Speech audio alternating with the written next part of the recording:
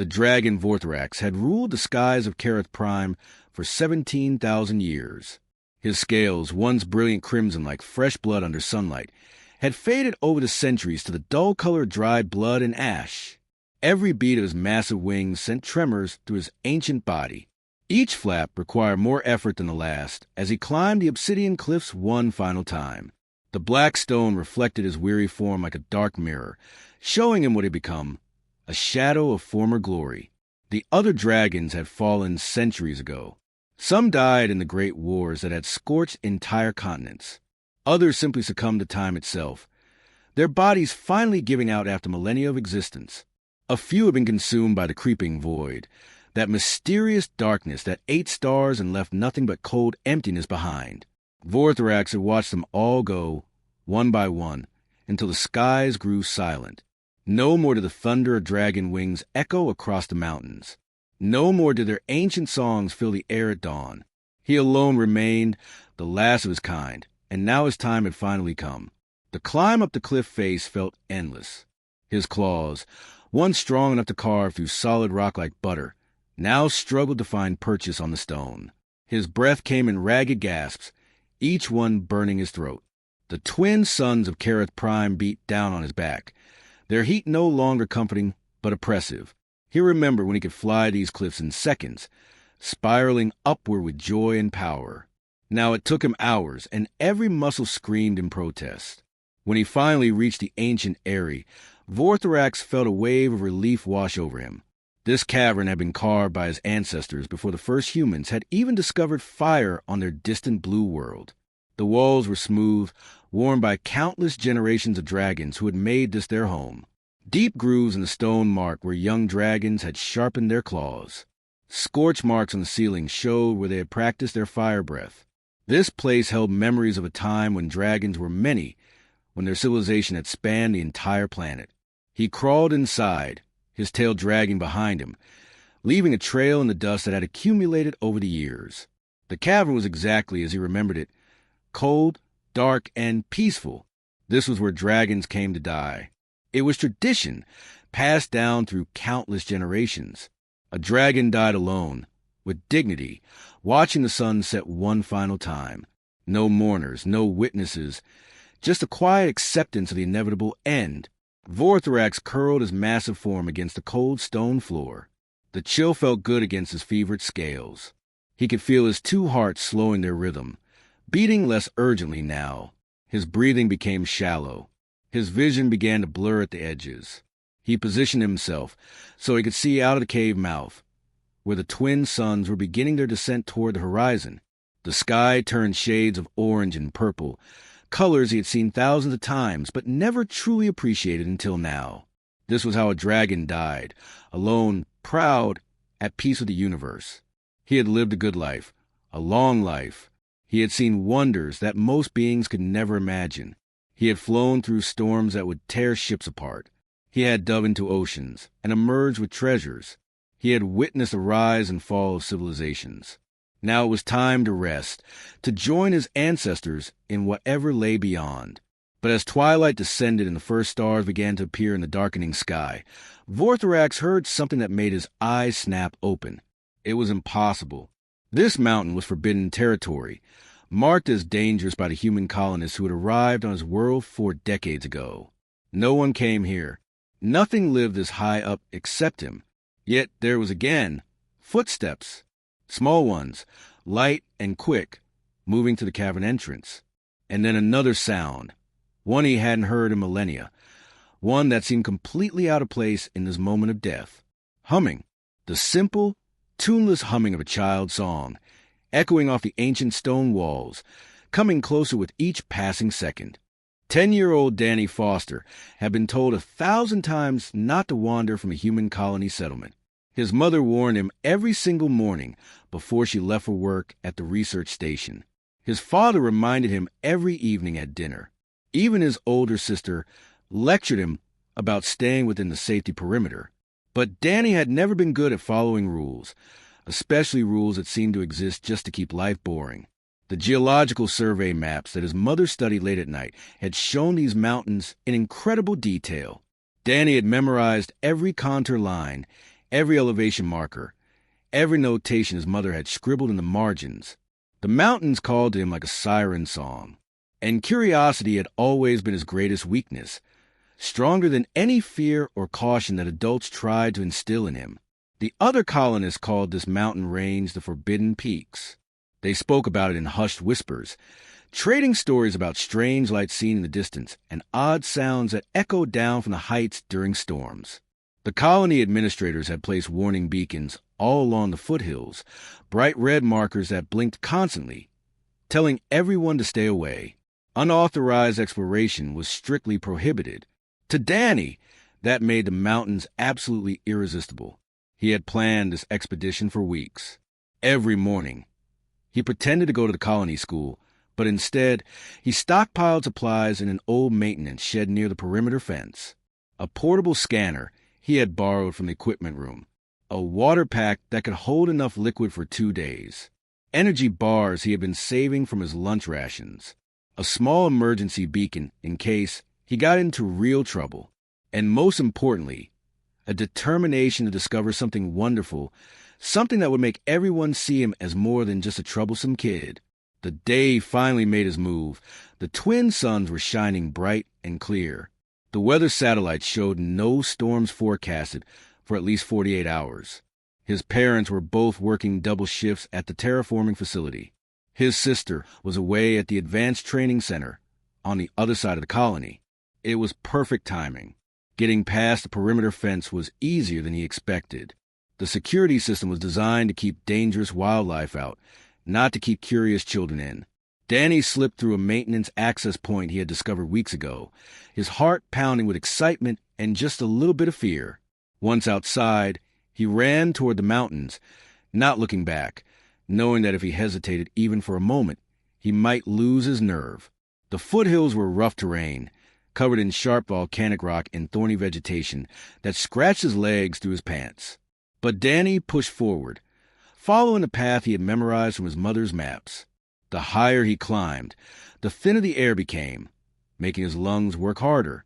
Sweat dripped down his face despite the cooling breeze. His legs ached from the steep incline, but he kept going, driven by that unstoppable curiosity that had gotten him into trouble more times than he could count. After 3 hours of climbing, Danny reached the plateau about halfway up the mountain. He stopped to catch his breath and drink some water. Looking back at the colony far below, the settlement looked tiny from this height, just a cluster of white buildings surrounded by the green fields they had been working to grow for the past 4 decades.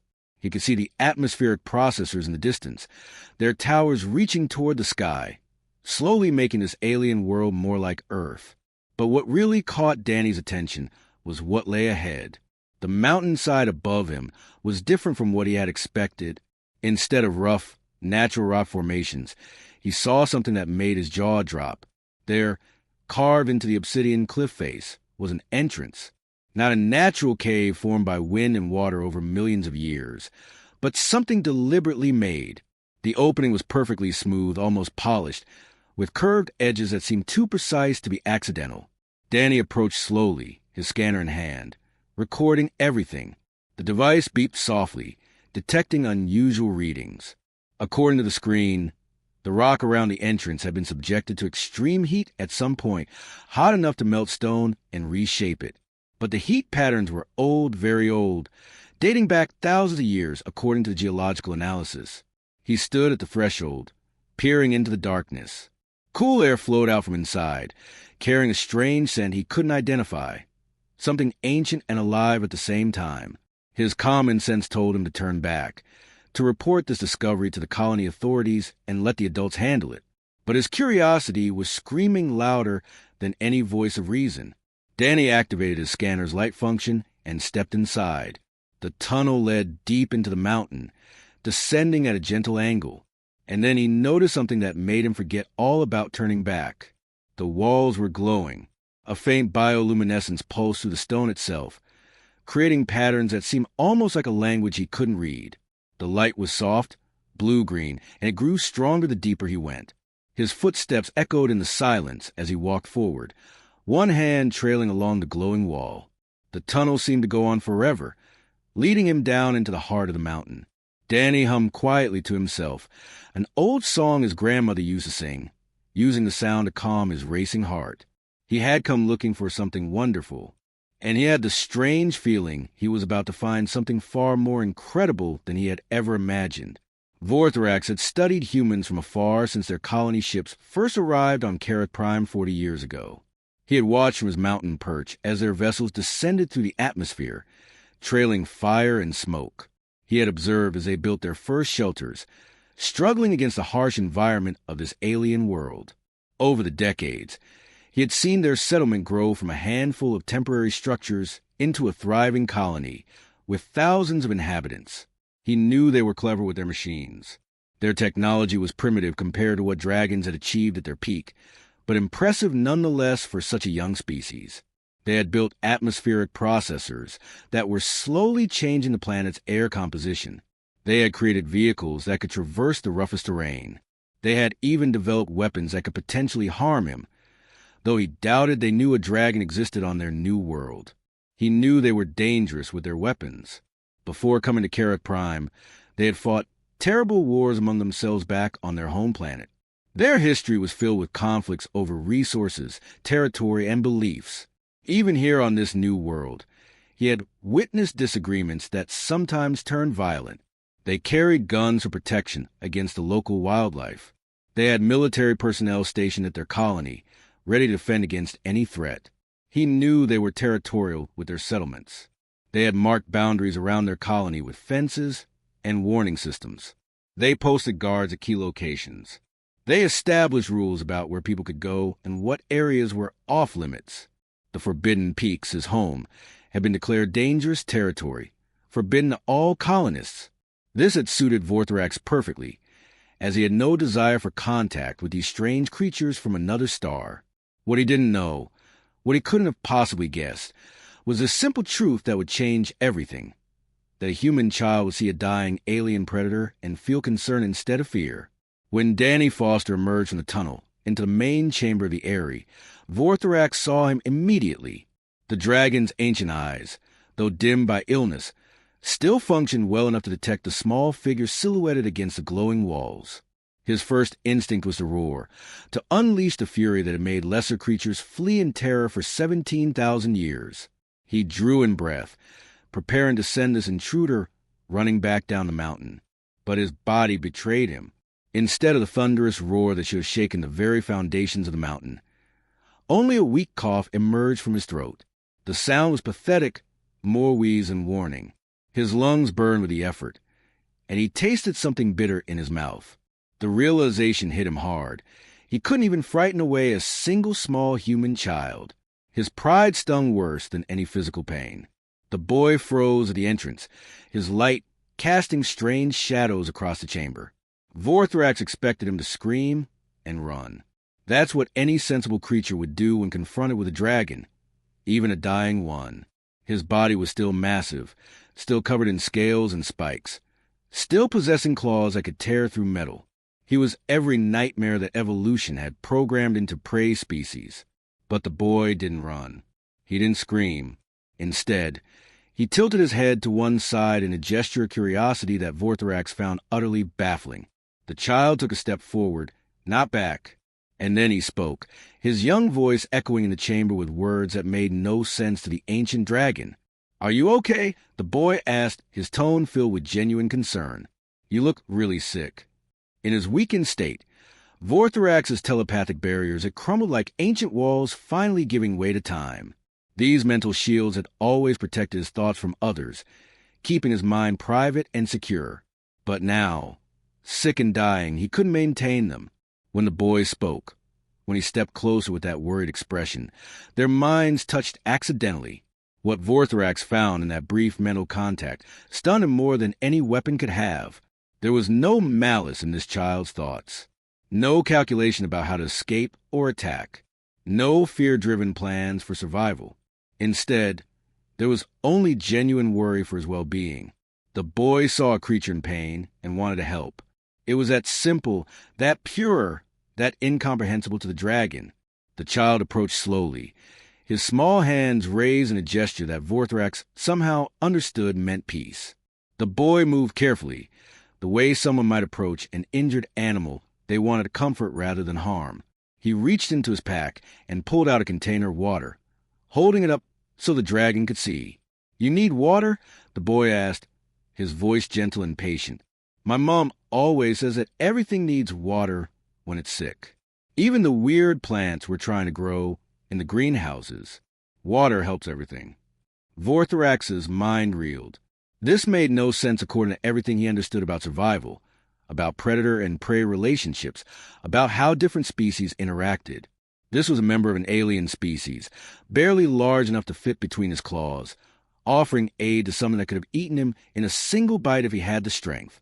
Against every instinct, against 17,000 years of dragon pride and dignity, against a voice in his head screaming that this was undignified and wrong, Vorthrax lowered his massive head. He brought it down slowly until it rested on the stone floor, his nostrils level with where the boy stood. He could smell the child now, a strange scent of synthetic fabrics, human sweat, and something sweet like the energy bars in his pack. The boy stepped forward without hesitation and began pouring water over the dragon's cracked nostrils and dried tongue. The cool liquid felt like heaven against his fevered scales. It was such a small amount, practically nothing compared to what his body needed.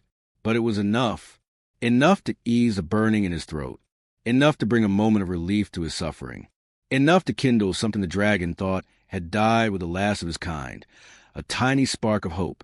Danny sat down beside the dragon's foreclaw, still humming that tuneless song he had been singing in the tunnel.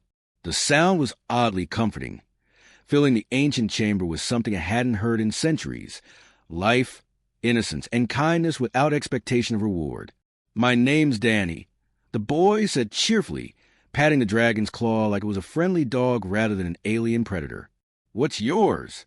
For 3 days, Danny returned to the mountain cave.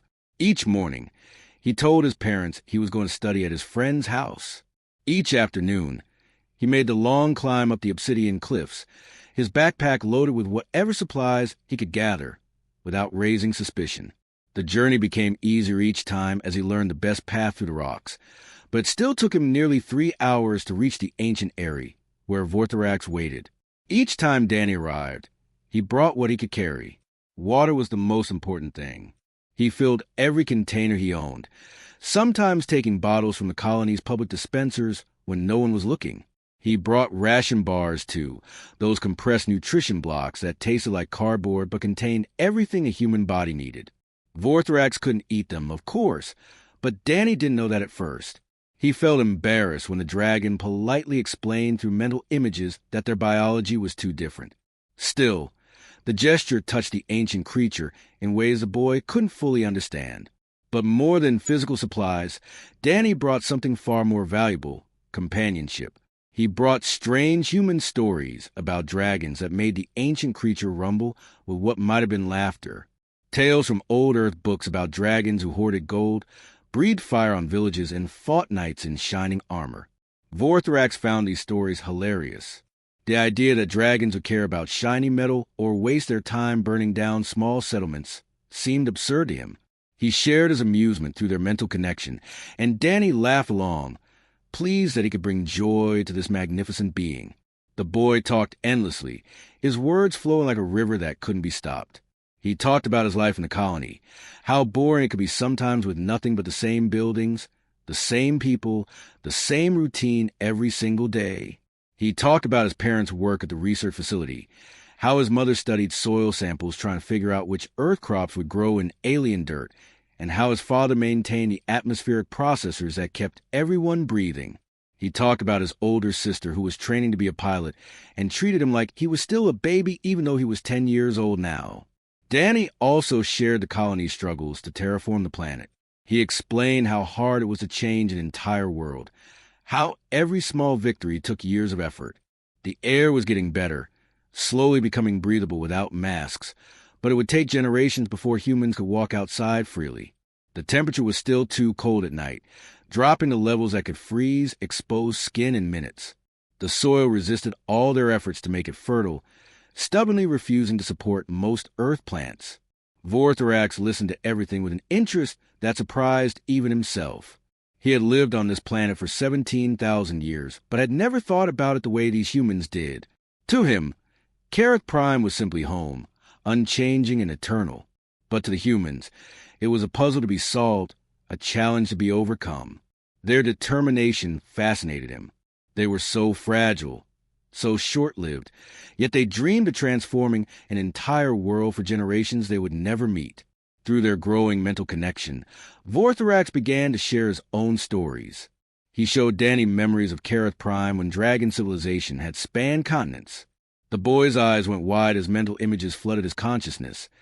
Cities carved from living crystal that sang in the wind, massive structures that floated in the sky, without any visible means of support, gatherings of hundreds of dragons painting the clouds with their synchronized flight patterns. He showed Danny what it was like to fly, truly fly, on wings that caught thermal currents and could carry you above the clouds. The sensation of diving through storm systems, feeling lightning crackle across your scales. The joy of racing with others of your kind, playing games in the upper atmosphere where the air was thin and cold. Danny experienced these memories as if they were his own, and tears streamed down his face from the beauty of it all. But Vorthrax also shared the darker memories. He showed the boy the great dying, though he kept the most disturbing details hidden. Danny saw glimpses of dragons falling from the sky, their wings failing mid-flight. He felt the loneliness of watching friends and family succumb to mysterious plague that consumed their species. He understood the weight of being the last, of knowing that when you died, an entire civilization would be forgotten. The mental images of the plague fascinated and horrified Danny in equal measure. He asked questions constantly. What were the symptoms? How fast did it spread? Did anyone survive besides Vorthrax? The dragon answered as best he could, though some things were difficult to translate between their very different minds. The plague had attacked their nervous systems, breaking down the complex biological networks that allowed dragons to fly, to breathe fire, to think and communicate. It had been slow at first, then devastatingly fast once it reached critical mass. On the third night, as the twin suns began to set and painted the sky in shades of orange and purple, Danny asked a question that would change everything. He had been sitting quietly for a while, his young face scrunched up in concentration the way it did when he was thinking really hard about something. "Can I help?" Danny asked suddenly, looking up at the massive dragon with determination burning in his eyes. "Like, really help? Not just bringing you water and stuff. My mom's a xenobiologist. That means she studies alien life forms and how their bodies work. She's really smart, Vorthrax. She solved problems that other scientists said were impossible.